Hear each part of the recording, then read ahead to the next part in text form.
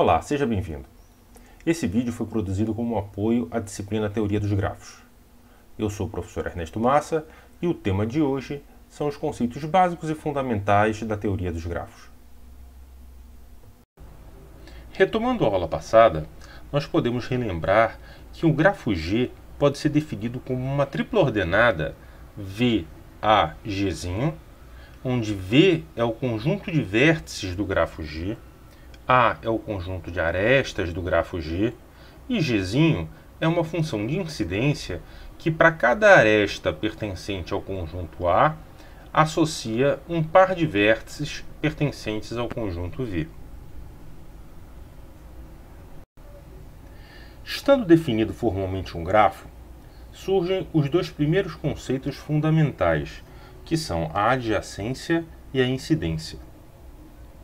A propriedade de incidência existente de uma aresta A sobre um vértice X indica que o vértice X é um dos extremos da aresta A. Já a propriedade de adjacência existente entre dois vértices X e Y indica que existe uma aresta que tem seus extremos incidindo sobre os vértices X e Y, ou seja, existe uma aresta que os extremos estão em X e Y. O primeiro tipo de grafo que nós vamos ver em nosso curso é o denominado grafo simples. Para entender o conceito de grafo simples, é importante a gente entender dois conceitos anteriormente: o conceito de arestas paralelas e o de laço. Arestas paralelas são arestas que possuem extremos num mesmo par de vértices. Na parte de cima desse slide, nós vemos um grafo formado pelos vértices X e Y, e onde existem duas arestas paralelas, as arestas A e B. Ambas possuem extremos nos vértices X e Y. Uma outra importante estrutura dentro de um grafo são os laços. Um laço consiste em uma aresta que possui ambos seus extremos num mesmo vértice.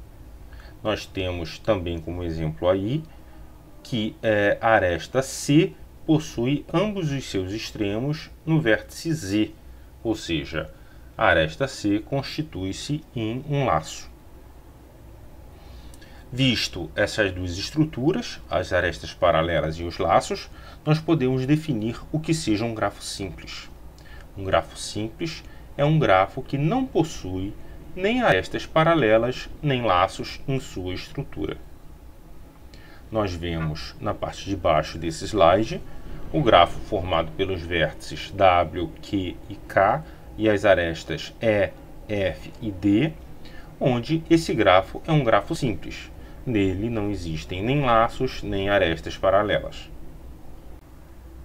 Como em grafos simples só é possível ter uma única aresta entre dois vértices, a rotulação de arestas passa a ser uma atitude facultativa. Caso seja necessário fazer referência a uma dada aresta, essa referência pode ser feita pelos seus extremos. Um exemplo é que a aresta D desse nosso grafo pode ser referenciada também como sendo a aresta WK. Um outro conceito importante em um grafo consiste no grau de cada vértice. Define-se por grau de um vértice a quantidade de incidências que aquele vértice sofre. Informalmente, a quantidade de arestas que tem um extremo sobre aquele vértice. Quando existem laços, essa aresta contribui duplamente para o grau daquele vértice. Como exemplo, temos que o vértice K possui grau 1, pois a única aresta incidente sobre ele é a aresta E. O vértice Y ele tem grau 3, pois ele tem as arestas A, C e E incidindo sobre ele. O vértice Z ele possui grau 4, pois as arestas C e D incidem sobre ele, e a aresta B é um laço que incide duplamente sobre Z. Portanto, o grau de Z é 4. Vértices que não possuem arestas incidindo sobre ele possuem grau zero e são denominados vértices isolados. Caso um grafo simples possua uma aresta entre quaisquer par de vértices, esse grafo é denominado um grafo completo. Note que, nesse caso, todos os vértices do grafo serão adjacentes entre si. Grafos completos são denominados pela letra K, junto com o índice que se refere à quantidade de vértices do grafo. Portanto, um grafo completo com 2 vértices será um K2. Um grafo completo com 3 vértices será um K3. Um grafo completo com 4 vértices será um K4. O grafo K5 ele é um grafo particular que vai ter bastante importância durante o nosso curso. Nós conversaremos muito sobre ele. O conceito informal de complemento de um grafo G consiste em um grafo que possui todas as arestas que faltam a G para que ele se torne um grafo completo. Formalmente, um complemento de um grafo G será um grafo G barra que possui o mesmo conjunto de vértices do grafo G, sendo que 2 vértices vão ser adjacentes em G barra se e somente se eles não forem adjacentes em G. Podemos ver nesse exemplo que no grafo G, composto pelos vértices x, y, z, w e k, ele possui as arestas A, B, C, D, E e F. O complemento desse grafo tem exatamente os mesmos vértices, mas as arestas são exatamente as arestas que faltam em G para que ele se torne completo. Reparem que a aresta J, a aresta H, a aresta G e a aresta I são exatamente as arestas que faltariam em G para que ele se tornasse um K5. Um grafo composto por um subconjunto de vértices e arestas de um outro grafo é denominado um subgrafo do grafo original. Note que nem todo subconjunto de vértices e arestas resulta em um grafo. Para isso, é preciso que o subconjunto de vértices contenha todos os extremos dos subconjuntos de arestas. Quando um subgrafo é um grafo completo, ele é denominado um clique do grafo original. Neste exemplo, nós temos embaixo 2 subgrafos do grafo apresentado acima. À esquerda, nós temos um subgrafo. À direita, nós temos um outro subgrafo que também corresponde a um clique do grafo G, pois ele é um K3. O grafo G possui diversos cliques. Os 2 maiores são 2 K3.